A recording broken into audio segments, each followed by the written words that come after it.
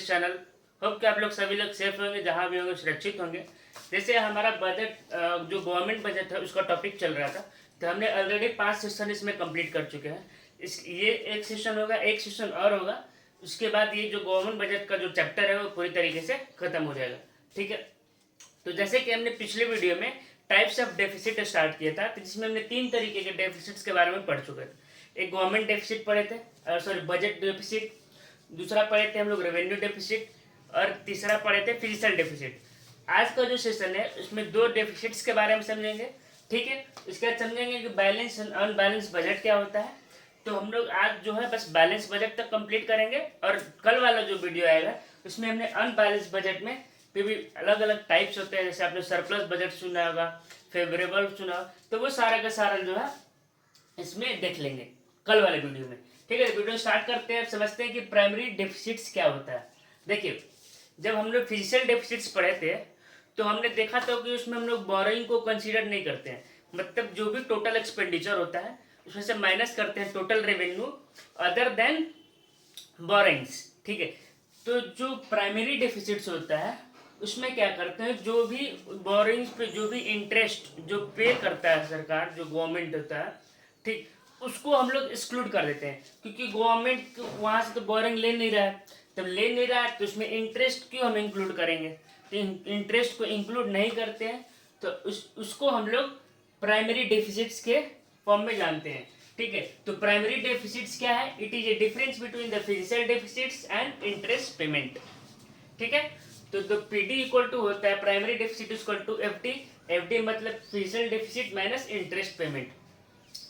जिस तरीके से जो फिजिकल डेफिसिट से में रिफ्लेक्ट करता है कि गवर्नमेंट के बोरिंग कैपेसिटी को इंक्लूड करता है, उसमें इंटरेस्ट को भी इंक्लूड करता है। ठीक है, लेकिन जो प्राइमरी डेफिसिट्स होता है वो गवर्नमेंट का दिखाता है कितना उसका बोरिंग्स का नीड है। ठीक, बट इसमें जो है एक्सक्लूड कर देता है इंटरेस्ट पेमेंट को।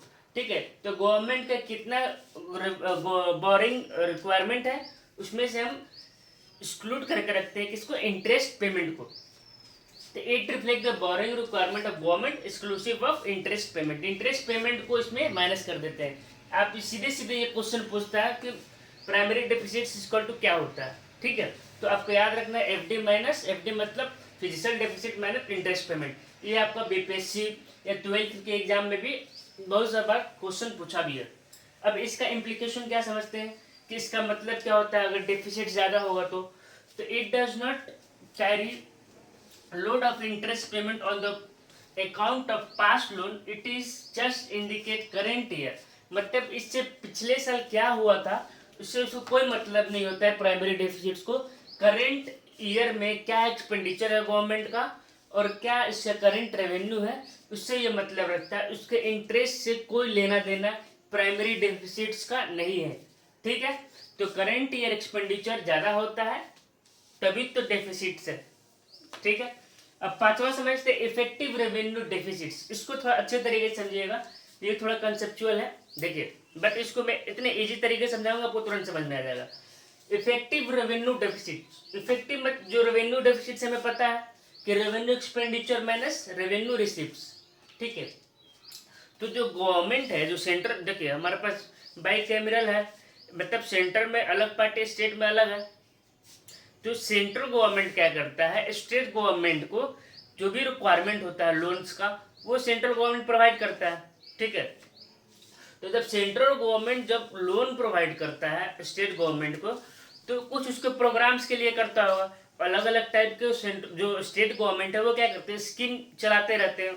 ठीक है, जैसे आप अभी देख रहे हैं बिहार में कि नल जल योजना चल रहा है। ठीक, एक तरीके से स्कीम चल रहा है, तो सेंट्रल गवर्नमेंट स्टेट गवर्नमेंट का पैसा दिया, बट जो सेंट्रल गवर्नमेंट जो स्टेट गवर्नमेंट है उसका जो रिक्वायरमेंट था उस स्कीम्स का वो कंप्लीट हो गया, और जो पैसा बचा उससे वो कुछ एसेट्स क्रिएशन कर दिया अपने लिए। ठीक है, तो वो एसेट्स क्रिएशन जो किया, एसेट्स क्रिएशन मतलब जैसे कहीं रोड बनवा दिया, कहीं स्कूल्स बना दिए, कहीं हॉस्पिटल्स बना दिए, तो इससे क्या हुआ, एसेट्स क्रिएशन अपने लिए कर लिया सेंट्रल गवर्नमेंट। तो उससे स्टेट गवर्नमेंट को स्टेट गवर्नमेंट अपने लिए एसेट्स क्रिएशन कर लिया, क्या उससे कोई सेंटर को फायदा है? नहीं है। उसका जो वैल्यू है उस एसेट्स क्रिएशन का, वो वैल्यू है क्या है? जीरो है। तो वो सेंट्रल गवर्नमेंट के लिए एक डेफिसिट्स की तरह ही तो काम कर रहा है, ठीक। एक्सपेंडिचर ज़्यादा हो रहा है सेंट्रल गवर्नमेंट का, लेकिन उसको कुछ रिटर्न नहीं है, कोई रेवेन्यू है ही नहीं उसका सेंट्रल गवर्नमेंट को। तो वही चीज़ होता है इफेक्टिव रेवेन्यू डेफिसिट्स। क्या होता है, जब सेंट्रल गवर्नमेंट, जब कुछ समझा दिया मैंने, तो इससे क्या होता है कि जब भी रेवेन्यू डेफिसिट्स आता है, रेवेन्यू डेफिसिट कैसे आता है, revenue expenditure minus revenue receipt. तो हमारा रेवेन्यू डेफिसिट्स आ गया, उसमें से जो भी एसेट्स क्रिएशन किया रहता है स्टेट गवर्नमेंट, रोड बनवाया, डैम्स बनवाया, जो भी कुछ बनवाया, स्कूल्स बनवाया, वो सारा का सारा माइनस कर देंगे, तो एक इफेक्टिव पता चल जाएगा कि हाँ जो सेंट्रल गवर्नमेंट है उसका रियलिटी में, मतलब नेट समझ लीजिए, इफेक्टिव मतलब समझिए नेट, हाँ नेट रेवेन्यू डेफिसिट जो है वो इतना है, ठीक है। एक बार मैं इसको पढ़ देता हूँ। When the central government provide loan to state government, then the state government would create some assets for own, मैंने अपने लिए कुछ एसेट्स को वो क्रिएट कर लेते हैं। The value of the loan for the central government is zero, central government को कोई मतलब नहीं है। बाई द क्रिएटेड एसेट्स, मतलब जो भी एसेट्स होगा वो क्या क्या हो सकता है, जो स्टेट गवर्नमेंट के द्वारा बनाया गया हो, वो रोड, स्कूल, हॉस्पिटल, ये हो सकते हैं, ठीक है। होप कि आपको ये समझ में आएगा कि जो भी एसेट्स क्रिएट किए जाते हैं स्टेट गवर्नमेंट के द्वारा, उसको हम लोग माइनस कर देते हैं रेवेन्यू डेफिसिट्स में से, वही हमारा जो है इफेक्टिव रेवेन्यू डेफिसिट्स होता है। अब समझते हैं बैलेंस एंड अनबैलेंस बजट क्या होता है, ठीक है। बैलेंस बजट वो बजट होता है जहाँ पे गवर्नमेंट का जो रेवेन्यू और गवर्नमेंट का जो एक्सपेंडिचर दोनों इक्वल हो, उसको हम लोग बैलेंस बजट बोलते हैं, ठीक है। तो जो government receipt equal to government expenditure होता है उसको हम लोग बैलेंस बजट बोलते हैं। अनबैलेंस बजट क्या होगा, हालांकि इसको नेक्स्ट सेशन में पढ़ेंगे, लेकिन आप समझ लीजिए अनबैलेंस बजट मतलब कि जो रिसिप्ट है वो कम है और जो एक्सपेंडिचर है वो ज़्यादा है, उसको हम लोग बोलते हैं अनबैलेंस बजट। अब इसका मेरिट क्या है बैलेंस बजट का, तो बैलेंस बजट में देखिए, अब बैलेंस बजट मतलब कि रेवेन्यू और एक्सपेंडिचर दोनों बराबर हो, तो सरकार जो हो अपने पैसे को अच्छी तरीके से खर्च करेगी, जहाँ से जितना वो एक्सपेंडिचर कर रही हो उतना उसका रेवेन्यू आ जाए। मतलब कोई भी वेस्टफुल एक्सपेंडिचर गवर्नमेंट नहीं करेगी, बिना मतलब के खर्च जो होता है सरकार के द्वारा वो नहीं किया जाएगा, ठीक है। सबसे पहला चीज इसमें फिर क्या होगा, फाइनेंशियल स्टेबिलिटी होगी, ठीक। तो it does not indulge in wasteful expenditure, ठीक है। फाइनेंशियल स्टेबिलिटी रहेगी, क्योंकि क्या करना है कि रिसिप्ट को और एक्सपेंडिचर को दोनों तरीकों से मेंटेन करके रखना है, बराबर करके रखना है, इसलिए ये जो फाइनेंशियल स्टेबिलिटी की तरह भी बैलेंस बजट काम करता है, मतलब मेरिट है। डिमेरिट में जैसे कि ग्रेट डिप्रेशन के बारे में आपको बताया हूँ पहले भी, 1929 के समय जब फर्स्ट वर्ल्ड वॉर खत्म हुआ था, उस समय ग्रेट डिप्रेशन आ गया था, मतलब सब इकोनॉमिक एक्टिविटी पूरी तरीके से धाराशायी हो गया था, जो एग्रीगेट डिमांड है वो सारा का सारा खत्म हो गया था। तो मेन तो चीज़ होता है एग्रीगेट डिमांड, एग्रीगेट डिमांड ही रहेगा तभी प्रोड्यूसर प्रोड्यूस करेगा, तभी लोगों को रोजगार मिलेगा, तभी लोगों के पास इनकम आएगा, तभी लोग इनकम को खर्च करेंगे, तभी जो है वो इन्फ्लेशन का सिनेरियो धीरे धीरे बढ़ेगा, मतलब परचेजिंग पावर लोगों को बढ़ेगा। तो जब बैलेंस बजट के समय क्या हो रहा है कि एक्सपेंडिचर और रेवेन्यू दोनों को बराबर लेके चलना है, लेकिन अगर कोई इकोनॉमी पूरी तरीके से गिरी हुई है तो उसका रेवेन्यू कहाँ से आएगा, रेवेन्यू तो आएगा नहीं, एक्सपेंडिचर बहुत ज़्यादा होते जाएगा लेकिन रेवेन्यू तो आएगा नहीं कुछ। तो इस सिचुएशन में जो है वो बैलेंस बजट काम नहीं करता, तो इट डज नॉट प्रोवाइड, ठीक है।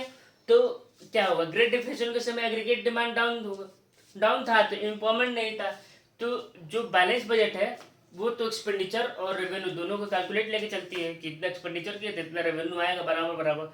लेकिन ग्रेट डिप्रेशन के समय क्या था, पूरा एग्रीगेट डिमांड गिरा हुआ था, कोई प्रोडक्शन नहीं हो रहा था, तो ये एम्प्लॉयमेंट का कोई सोल्यूशन नहीं बताता है, पहला।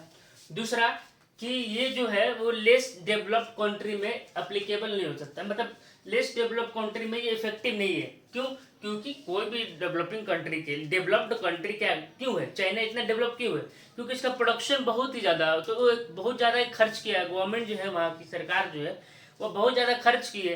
लेकिन तो बैलेंस बजट में तो ऐसा नहीं है, बोल रहा है कि जहाँ एक्सपेंडिचर करो वहीं पे बराबर बराबर रेवेन्यू आना चाहिए, लेकिन इसलिए वो लेस डेवलप कंट्री में ये इफेक्टिव नहीं हो पाता है, ग्रोथ ही नहीं हो रहा है। क्योंकि किसी भी इकोनॉमी को ग्रोथ करने के लिए एक्सपेंडिचर सबसे पहले सरकार के द्वारा बहुत ही जरूरी है, लेकिन यहाँ पे दोनों बैलेंस लेके चल रहा है, इसलिए it does not conductive to growth in the less developed country, ठीक है। लेस डेवलप्ड कंट्री में ये कंडक्टिव नहीं है बैलेंस बजट। हम अगले वाले सेशन में देखेंगे अनबैलेंस बजट, इसके टाइप्स देखेंगे, उसके बाद ये चैप्टर जो है खत्म हो जाएगा। ठीक है, आप कमेंट करके ये बताइएगा। मैं बहुत सारा जो इंटरनेशनल इंस्टीट्यूशंस है लाइक IMF है, वर्ल्ड बैंक है, वर्ल्ड ट्रेड ऑर्गेनाइजेशन है, इस सब के बारे में भी वीडियो बनाऊँ जो इकोनॉमिक्स से रिलेटेड हो, जो इकोनॉमिक्स को देखते हैं। ठीक है, जैसे अब वर्ल्ड बैंक का भी काम है लोन देना, ये सब, तो उनके बारे में थोड़ा डिटेल में क्या है, फंक्शन क्या है, कब एस्टेब्लिश किया गया, करंट का जो थोड़ा, इसको आप कमेंट करके मुझे बताइएगा। अगर आपको और भी कोई सब्जेक्ट लाइक बिजनेस अकाउंटेंसी जो है, अगर उसके बारे में भी अगर आप चाहते हैं कि मैं उसके लिए भी वीडियो बनाऊँ, तो आप मुझे कमेंट करके ज़रूर बताएं। और अगर आपको मेरा वीडियो अच्छा लग रहा है तो लोगों के साथ शेयर करें ज़्यादा से ज़्यादा, ताकि लोगों के पास सही तरीके से सही कंटेंट जो है हो जाए। ठीक है, होप कि आपको ये वीडियो पसंद है। Thank you so much.